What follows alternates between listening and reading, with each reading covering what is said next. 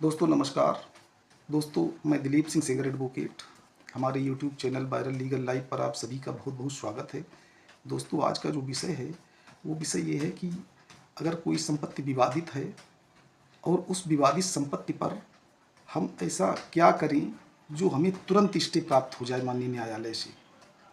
दोस्तों अगर कोई संपत्ति विवादित है, कोई भूमाफिया या कोई अराजक तत्व धनबल और पशुबल के आधार पर आपसे कोई संपत्ति छीनना चाहता है और उसने छीनने का वो प्रयास किया है, ऐसी स्थिति में दोस्तों आपको क्या करना चाहिए।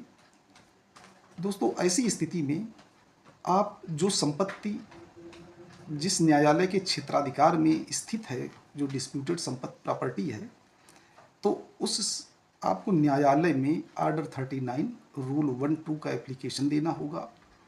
और उस एप्लीकेशन देने में आपको 3 चीज़ें जो हैं वो साबित करनी होंगी। दोस्तों सबसे पहला जो है प्रथम दृष्टयावाद आपको साबित करना होगा कि ये जो प्रॉपर्टी है, ये प्रॉपर्टी आपको किस प्रकार से है, इसका सोर्स ऑफ लैंड क्या है, आपको कैसे प्राप्त हुई, कब प्राप्त हुई, इसका विवरण जो है आपको देना होगा। आपको प्रथम दृष्टयावाद साबित करना होगा। दोस्तों वाद का कारण कब उत्पन्न हुआ और विवादित संपत्ति पर प्रतिवादी जो है उसने आपको डिस्पजेस करने का प्रयास किया है जिसमें वो असफल रहा, उसकी आपने शिकायत जो है उचित फोरम में की। अगर कोई ऐसा करता है तो आप स्वाभाविक है आप थाना जाएंगे। अगर थाने में आपकी FIR नहीं लिखी गई तो आप पुलिस अधीक्षक को व्यक्तिगत रूप से पेश होंगे या आप रजिस्टर्ड पोस्ट से उसको उस एप्लीकेशन को आप पोस्ट करेंगे। और इसके बाद भी क्योंकि ये मामला रेवेन्यू का होता है, एक्चुअली पुलिस इसमें जल्दी इन्वॉल्व नहीं होती है और आपको यही बताएगी कि आप माननीय न्यायालय जाइए, वहाँ से स्टे ऑर्डर लाइए, तभी हम इसमें प्रतिवादी को मना करेंगे।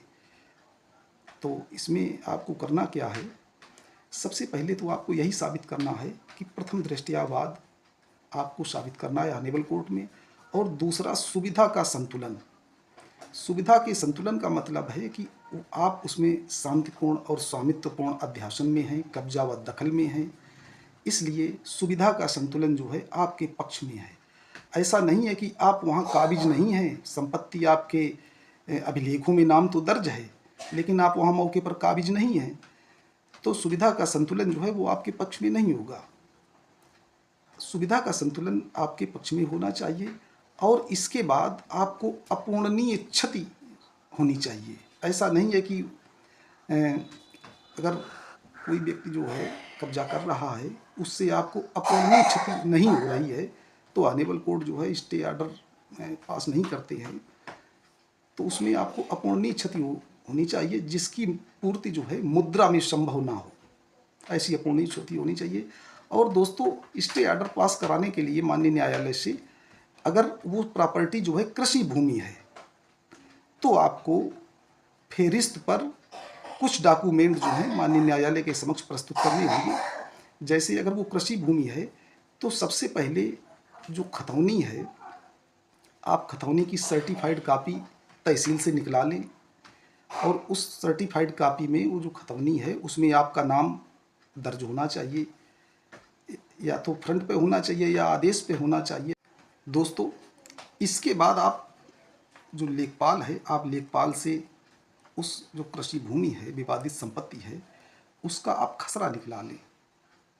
और खसरा निकलाने के बाद आपने उस संपत्ति पर यदि कोई लागान दिया है, जो अमीन को जब आप लागान देते हैं तो अमीन साहब एक आपको रसीद देते हैं लागान जमा करने की, तो अगर आपने कोई लागान दिया है तो उसकी रसीद भी आप अपने पास कलेक्ट करके रख लें।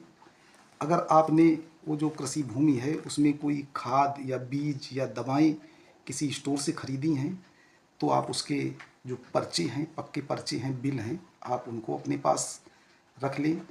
और आपने जो कृषि उपज है उसमें जो पैदा होता है, उसकी जो कृषि उपज है उसको आप कहीं अगर बिक्री करते हैं तो उसके शिक्षार जो हैं उसकी आप कापी प्रमाण स्वरूप अपने पास रख लीजिए अगर उपलब्ध हो तो, और ये फेरिस्त पर न्यायालय में दाखिल करें।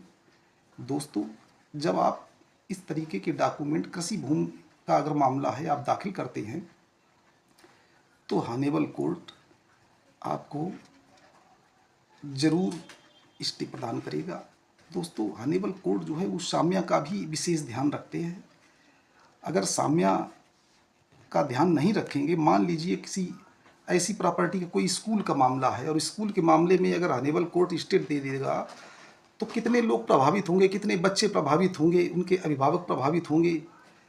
तो ऐसी कंडीशंस में जो हॉनेबल कोर्ट है वो बहुत कुछ देखता है, उस साम्या का विशेष ध्यान रखा जाता है। लेकिन अगर आपको अपूरणीय क्षति हो रही है, सुविधा का संतुलन भी आपके पक्ष में है और प्रथम दृष्टया बाद आप साबित करते हैं और फेरिस्त पर ये जो अभी हमने जो डॉक्यूमेंट्स बताए हैं, आप इस तरीके के डॉक्यूमेंट्स फेरिस्त पर दाखिल करते हैं तो दोस्तों हॉनेबल कोर्ट जो है आपको फर्स्ट अटेम्प्ट में स्टे दे देगा।